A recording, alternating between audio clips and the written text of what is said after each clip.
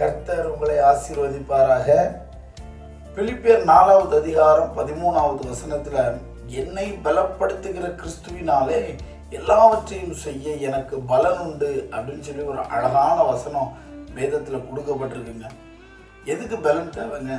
இன்னைக்கு அநேகருடைய வாழ்க்கையில ஒரு அடிமைத்தனம், பாவத்தினால, போதை பழக்கத்தினால, இன்னும் அநேக காரியங்கள்ல மனிதர்கள் அடிமைத்தனப்பட்டு அதுலேருந்து வெளியிலே வர முடியாம வரணும்னு போராடினாலும் அவங்களால வெளியில வர முடியல.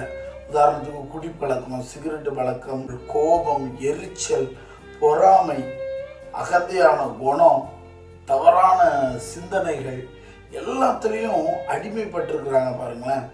இன்னும் ஃபோனில் அநேக காரியங்களுக்கு அடிமையாக இருக்கிறாங்க வாலிபர்கள். குறிப்பாக வாலிபர்கள் இன்னைக்கு ஃபோனில் தவறான படங்களுக்கு, தவறான காரியங்களுக்கு, அதாவது ஒரு மனிதர்கள்ட்ட அடிமையாக இருக்கிறாங்க பாருங்க. இந்த அடிமைத்தனத்தினால வாழ்க்கை என்ன ஆகுது பாருங்க. ஒரு நிம்மதி இல்லை, சமாதானம் இல்லை, குடும்பத்தில் சந்தோஷம் இல்லை, வாழ்கிற வாழ்க்கையே ஒரு விரக்தியாக, ஏன் தான் இந்த வாழ்க்கையை நான் வாழ்ந்துட்டு இருக்கிறேன் அப்படின்னு சொல்லி இந்த அடிமைத்தனத்திலேருந்து வெளியில் வர முடியாமல் கண்ணீரோடு கவலையோடு வாழ்ந்துட்டு இருக்கிறாங்க பாருங்க. இந்த அடிமைத்தனமெல்லாம் நம்மளை எது கொண்டு போகுது அப்படின்னா நரகத்துக்கு நேராக கொண்டு போயிட்டு இருக்கு. இந்த பாவத்தின் அடிமைத்தனம்லாம் நம்ம நரகத்துக்கு நேராக கொண்டு போயிட்டு இருக்கு. கர்த்தருக்கு விரோதமாக நம்மளை செயல்பட வைத்து கொண்டு இருக்குது. நமக்கு விருப்பம் இல்லை தான், ஆனால் நம்ம ஏதோ ஒரு காரியத்தில், கர்த்தருக்கு பிரியமில்லாத காரியத்தில் அடிமைப்பட்டு அதை வாழ்ந்து கொண்டிருக்கிறோம் பாருங்களேன். பாருங்க, இயேசுவின் நாமத்தினால நமக்கு அந்த அடிமைத்தனத்திலிருந்தெல்லாம் வெளியில் வர்றதற்கான வாய்ப்புகள் இருக்கு. ஹல்லேலூயா.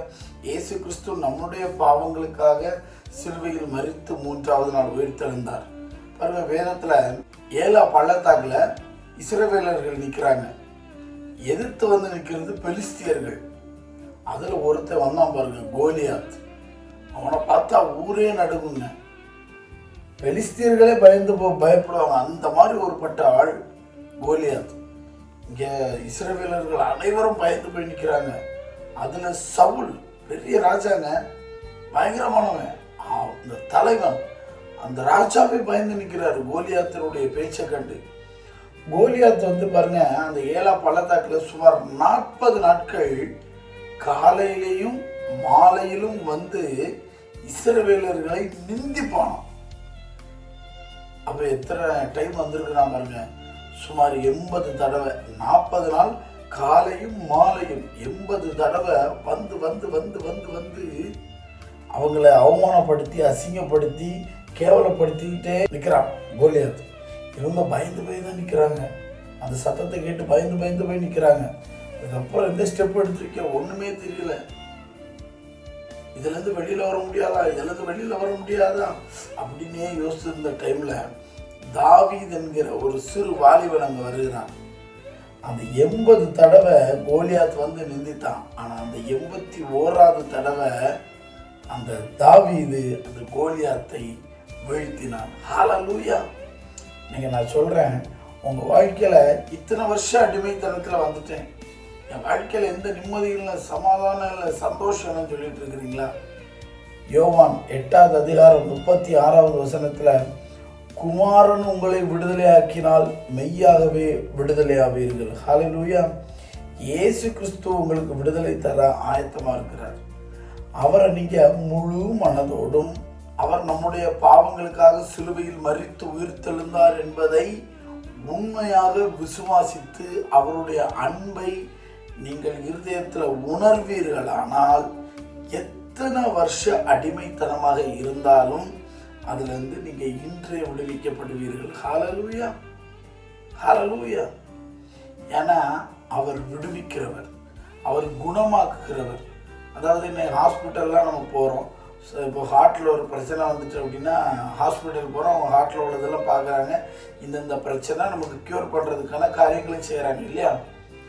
அப்போது இருதயத்தில் அவ்வளவு அடிமைத்தனத்துக்குள்ளே இருக்கிறோம். பாவத்தின் அடிமைத்தனத்துக்குள்ளேயும் சில காரியங்களுக்குள்ளே இருக்கிறோம். அதை ஏதாவது டாக்டர்கிட்ட கொண்டு போனால் சரியாக முடியுமா?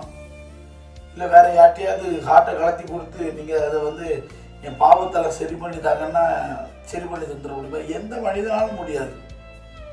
கர்த்தராகிய இயேசு கிறிஸ்துவை தவிர உங்களை பரிசுத்தமாக்க யாரும் கிடையாது. ஏன்னா இயேசு கிறிஸ்து சிலுவையில் நமக்காக மரித்து உயிர்த்தெழுந்தார். அவருடைய இரத்தம் பரிசுத்தமுள்ள இரத்தம், நமக்காக சிந்தப்பட்ட இரத்தம், விண்ணுலகிலிருந்து மண்ணுலகத்திற்கு வந்து நமக்காக சிந்தப்பட்ட இரத்தம். இந்த இரத்தத்தினாலே விடுதலை ஆவீர்கள். அதை இருதயத்தில் உண்மையாக விசுவாசித்து அவருடைய அன்பை புரிஞ்சு கொள்ளுங்க. புத்தி கெட்டாத, அறிவு கெட்டாத அந்த அன்பை புரிந்து கொள்வீர்களானால் எத்தனை வருட அடிமைத்தனமாக இருந்தாலும் கர்த்தர் உங்களை விடுவிக்க வல்லவராக இருக்கிறார். பாருங்க, அது வரைக்கும் அந்த தாவீது அங்கே வர்றது வரைக்கும் அவங்க அடிமைப்பட்டு தான் நிற்கிறாங்க. ஆனால் தாவீது வந்து கோலியாத்தை வீழ்த்தினதற்கு அப்புறம், இந்த 81வது தடவை வீழ்த்தினதற்கு அப்புறம் பயந்து போய் நின்னாங்க பாருங்க இஸ்ரவேல் கூட்டம். அந்த இஸ்ரவேல் கூட்டம் எல்லாம் போய் பெலிஸ்திய கூட்டத்தை வீழ்த்தினார்கள் என்று வேதம் சொல்லுது. அதே போல இவ்வளவு நாள் நீங்க ஏதோ ஒரு அடிமைத்தனத்துக்குள்ள பயந்து போய் வாழ்ந்துட்டு இருக்கிறீங்களா? இயேசுவை முழு மனதோடு ஏற்றுக்கொள்ளுங்க. அவருடைய அன்பை புரிந்து கொள்ளுங்க. உங்களுக்கு விரோதமாய் வரக்கூடிய எல்லா பாவத்தையும் வீழ்த்தி பரிசுத்தத்திற்கு நேராய் போக கர்த்தர் உங்களை பலப்படுத்துவார். ஹல்லேலூயா. இயேசு கிறிஸ்துவின் நாமத்தினாலே உங்களை நான் ஆசீர்வதிக்கிறேன். ஹல்லேலூயா.